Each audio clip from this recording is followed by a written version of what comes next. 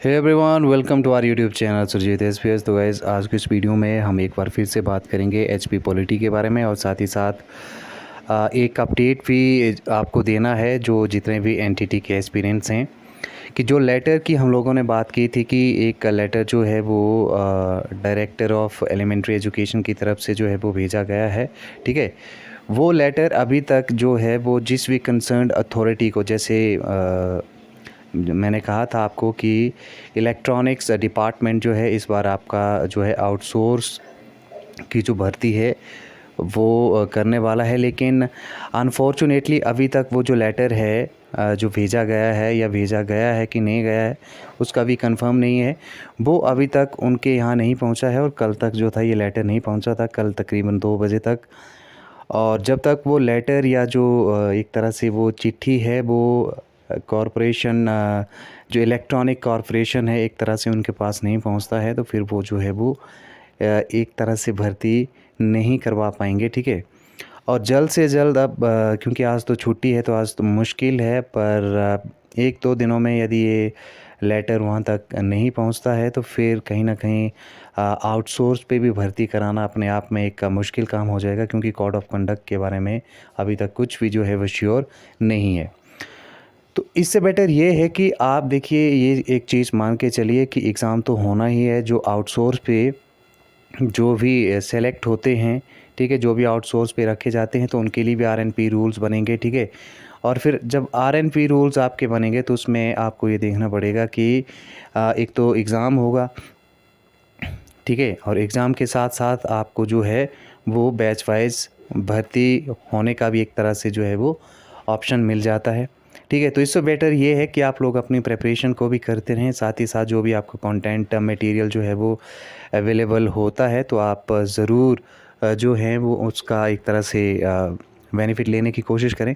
और जैसे ही एक तरह से ऑफिशियल इसमें जो है वो आरएनपी रूल्स बनते हैं, इसका सिलेबस जो है वो बनाया जाता है तो उसके बाद हम आपके लिए जो है वो नोट्स भी अवेलेबल करवा देंगे, तो आपके लिए काफ़ी अच्छा अपॉर्चुनिटी है। फ़िलहाल अभी आप जो हैं वो जो भी हम आपको वीडियो अवेलेबल करवा रहे हैं उनको आप देखते रहें और उनसे आप अपने कॉन्सेप्ट जो है वो क्लियर करवाते रहें, करते रहें। ठीक है, इसके अलावा आप जो है वो हमारा एनटीटी का जो एग्ज़ाम 2022 और 3 करके एक ग्रुप बना हुआ है व्हाट्सएप पे, उसको भी आप ज्वाइन कर लें। ठीक है, और इसको ज्वाइन करने के लिए आपको डिस्क्रिप्शन में जाना है वीडियो के और वहाँ पे लिंक आपको अवेलेबल हो जाएगा, उस लिंक पे आपने क्लिक करना है। ठीक है, और जो लोग चैनल पर अभी तक जुड़े नहीं हैं, जो नए हैं बहुत सारे लोग और एक तरह से वीडियो देख लेते हैं लेकिन चैनल को सब्सक्राइब नहीं करते हैं तो कर लें और साथ ही साथ बेल आइकन को भी हिट कर दें, क्योंकि यहाँ से आपको पूरी प्रिपरेशन जो है वो कराई जाएगी। HPGK हमने स्टार्ट कर दिया है, पॉलिटी सेक्शन के हमने जो है वो वीडियो स्टार्ट कर दिए हैं। एक वीडियो मैं कल आपको पहले अपलोड कर चुका हूँ, वो वीडियो भी आप देख लें जिन्होंने नहीं देखा है। ठीक है, और वीडियो एंड तक ज़रूर देखें, लाइक शेयर ज़रूर करें। ठीक है, तो चलिए स्टार्ट करते हैं आज की इस वीडियो को और आज के इम्पॉर्टेंट MCQs को डिस्कस भी करते हैं। जो आज का हमारा जो एक तरह से 12th क्वेश्चन रहेगा वो है, क्षेत्रफल के आधार पर सबसे बड़ा विधानसभा क्षेत्र कौन सा है? ऑप्शन ए है किन्नौर, ऑप्शन बी है घुमारवी, ऑप्शन सी है लाहौल स्पीति, डी है भरमौर पांगी, ऑप्शन सी यहाँ से हमारा जो है वो राइट आंसर बनेगा लाहौल स्पीति। ठीक है, देखिए लाहौल स्पीति का अपना ही एक वर्चस्व है, अपना खुद का एक अस्तित्व है। ठीक है, और ये जोग्राफिकली काफ़ी इंपॉर्टेंट है क्योंकि यहाँ पे बहुत एक तरह से शुष्क जो स्थान है वो यहाँ पाए जाते हैं और स्पीति सबसे एक तरह से शुष्क जो प्लेस है वो लाहौल स्पीति में है। ठीक है, इसके अलावा यदि हम बात करें तो सबसे कम SC की जो पॉपुलेशन है वो भी लाहौल स्पीति में ही पाई जाती है। ठीक है, इसके अलावा यदि हम बात करें तो लाहौल स्पीति में सबसे ऊंचा जो है पोलिंग बूथ है हिक्किम, ठीक है, जिसकी ऊंचाई तकरीबन 15,000 से ज़्यादा है।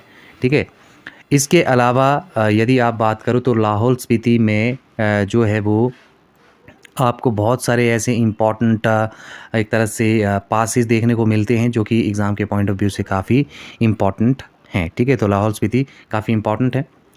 उसके बाद नेक्स्ट हम बात करते हैं अगले क्वेश्चन की। अगला क्वेश्चन है, हिमाचल प्रदेश में पहली विधानसभा किस वर्ष गठित हुई? ठीक है, तो ऑप्शन हमारे पास हैं, ऑप्शन ए है 1948, बी है 1952, सी है 1966 और डी है 1971। ठीक है, तो इसका राइट आंसर हमारा बनेगा ऑप्शन बी 1952 में हिमाचल प्रदेश में जो थे वो जनरल इलेक्शन हुए थे और इसमें जो थी वो कांग्रेस की एक तरह से गवर्नमेंट बनी थी, ठीक है। 36 नंबर ऑफ़ सीट्स उस वक्त थे हिमाचल प्रदेश में और 24 वहाँ से उस टाइम जो थे वो जीते गए थे कांग्रेस की तरफ से और उन्होंने अपनी सरकार बनाई थी और वाई.एस. परमार उस टाइम हिमाचल प्रदेश के पहले सीएम जो थे वो बने थे, ठीक है।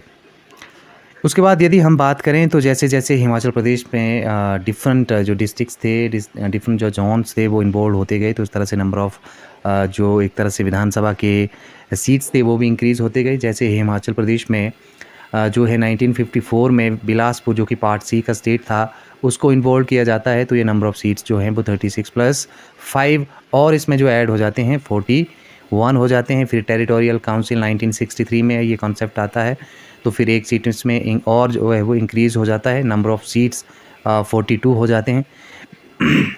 फिर 1966 में, ठीक है, 1966 में जैसे ही हिमाचल प्रदेश में जो है एक विशाल हिमाचल का कॉन्सेप्ट आता है जिसमें कि पंजाब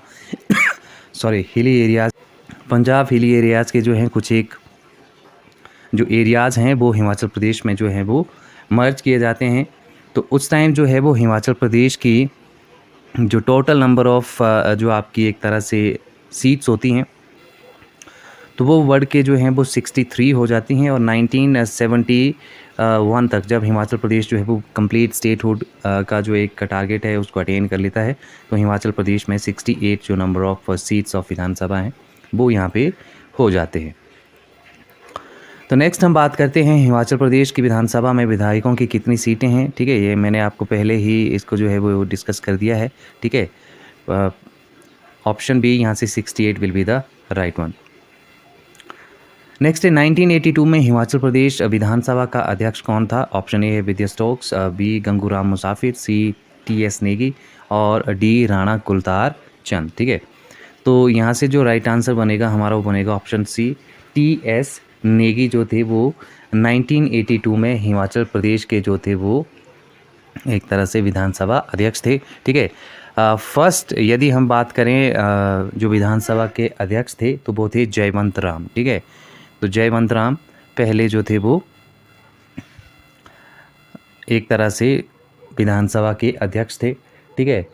इसके बाद यदि हम बात करें तो कुछ एक जैसे यहाँ पे भी नाम दिए हुए, ऑप्शन बी की हम बात करें गंगूराम मुसाफिर की बात कर लें यहाँ से, तो ये 2003 से लगा करके 2008 तक ये जो थे वो अध्यक्ष थे विधानसभा के, ठीक है। तो इस तरह से आप जो हैं वो चीज़ों को रिलेट भी कर सकते हैं। विद्या स्टॉक्स की बात करें तो 1985 से लगा करके यहाँ से हम यदि बात करें तो 1990 तक ये जो है वो हिमाचल प्रदेश के जो हैं वो अध्यक्ष यहाँ से रही हैं, ठीक है। तो इस तरह से आप इसको भी याद रख सकते हैं। नेक्स्ट है 1951-2 की पहली हिमाचल प्रदेश विधानसभा में कितने सदस्य थे, ठीक है। तो इसका मैं पहले आपको बता चुका हूँ, जो आंसर होगा 36। नेक्स्ट है 1967 में हिमाचल प्रदेश की विधानसभा में कितने सदस्य थे, ठीक है। तो ये मैं पहले ही डिस्कस कर चुका हूँ, ठीक है। 63 will be the right one. Next है हिमाचल प्रदेश विधानसभा के प्रथम सचिव कौन थे, ठीक है।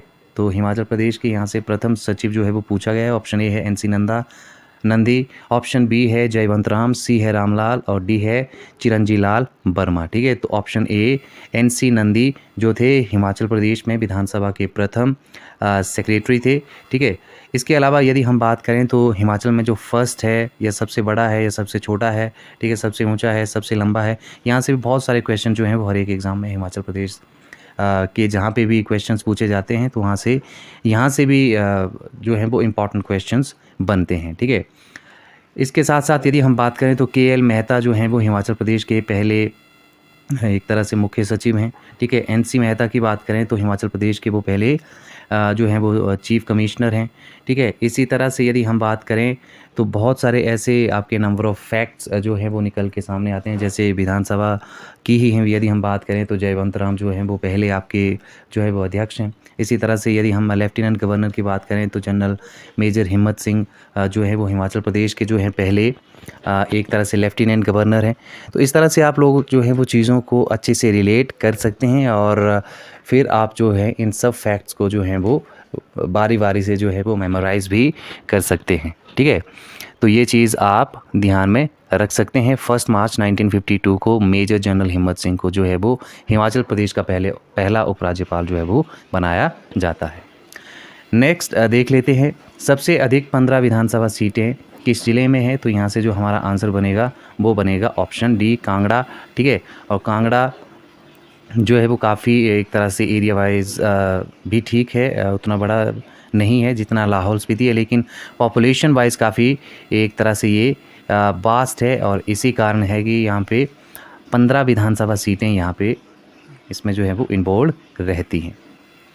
नेक्स्ट है, हिमाचल प्रदेश में कितनी सीटें अनुसूचित जाति एससी के लिए आरक्षित हैं? ठीक है, तो यहाँ से नंबर ऑफ़ सीट्स की बात करें तो 17 है। ठीक है, सबसे ज़्यादा यदि हम बात करें तो कांगड़ा और मंडी में जो है वो आपको तकरीबन 3 जो एक तरह से नंबर ऑफ़ सीट्स हैं एससी के लिए, वो आपको यहाँ पे देखने को मिलती हैं। ठीक है, और सबसे ज़्यादा यदि हम एससी पॉपुलेशन की बात करें तो वो कांगड़ा में है, सबसे कम की बात करें तो वो लाहौल स्पीति में है। ये भी आप जो है साथ ही साथ याद रख लें। ठीक है, नेक्स्ट है, एक और क्वेश्चन हम यहाँ से लेंगे, और ये क्वेश्चन जो है वो आपको एक तरह से इसका आंसर जो है वो देना है। ठीक है, अब क्वेश्चन इस तरह से है कि हिमाचल प्रदेश में राज्यसभा के कितने सदस्य हैं? ठीक है, यहाँ से आपने इसका आंसर जो है वो हमें बताना है कमेंट्स के माध्यम से। हिमाचल प्रदेश में राज्यसभा के कुल कितने जो सदस्य हैं वो चुने जाते हैं? ठीक है, इसका आंसर आप लोगों ने मुझे बताना है कमेंट्स में, और वीडियो एंड तक आपने ज़रूर देखनी है। चैनल पर नए हो तो चैनल को ज़रूर सब्सक्राइब करके रखना है, क्योंकि यहाँ से एनटीटी एग्ज़ाम की आपकी पूरी प्रिपरेशन जो है वो कराई जाएगी, और साथ ही साथ और भी जितने एग्ज़ाम जिसमें कि हिमाचल प्रदेश से इम्पॉर्टेंट क्वेश्चंस पूछे जाते हैं उनको भी हम जो है वो डिस्कस करेंगे। लेकिन स्पेशली एनटीटी एग्ज़ाम के पॉइंट ऑफ व्यू से वीडियोज़ काफ़ी इंपॉर्टेंट हैं, तो आप ज़रूर इनको देखें। Thank you very much.